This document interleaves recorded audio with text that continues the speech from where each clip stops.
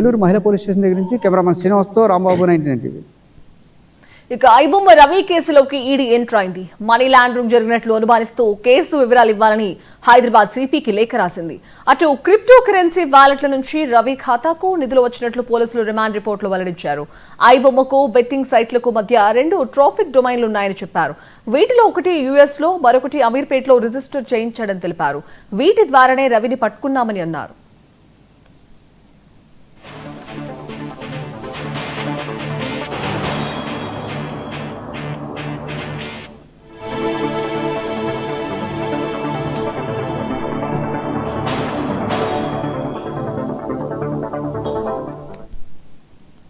రాష్ట్రంలో red book రాజ్యాంగం నడుస్తోందని కూటమి ప్రభుత్వంపై మాజీ మంత్రి పేర్ని నాని మండిపడ్డారు.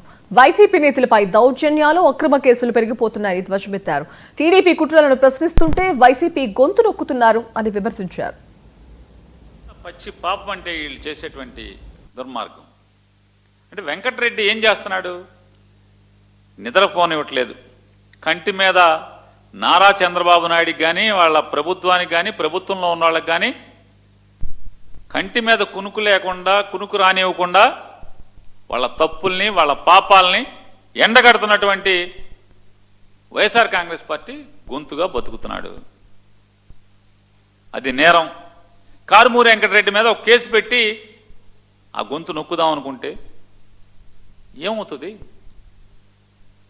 కారుమూరి వెంకటరెడ్డి ఏమన్నా నువ్వు కేసు పెడితే 10 కేసులు పెడితే ఆగే రకమా? ఆగితే జగన్ మనిషి ఎందుకు అవుతాడు? వైఎస్ఆర్ కాంగ్రెస్ పార్టీ కార్యకర్త ఎందుకు అవుతాడు? ఈ రెడ్ బుక్ రాజ్యాంగంలో 2 సంవత్సరాలుగా ఎన్ని కేసులు పెట్టినా ఎక్కడన్నా ఏ గొంతుకునన్నా మీరు ఆపగలిగారా? ఏ వైఎస్ఆర్ కాంగ్రెస్ పార్టీ జెండా పట్టుకున్న చేతుల్లోంచి జెండా పారవేయించగలిగారా?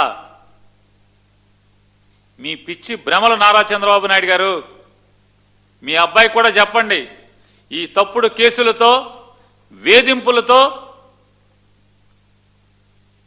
జగన్ నాయకత్వాన్ని నమ్ముకున్నటువంటి, జగన్ని ప్రేమించేటువంటి, జగన్ జెండా పిడికిల్లో బిగించి పట్టుకున్నటువంటి ఏ వైఎస్ఆర్ కాంగ్రెస్ పార్టీ ఓడైనా సరే దడిచేది లేదు, బెదిరేది లేదనేది మీ కొడుక్కి చెప్పవయ్యా చంద్రబాబు నాయుడు గారు. కృష్ణా జిల్లా పామరులో ఎమ్మెల్యే వర్లకుమార్ రాజా పర్యటించారు.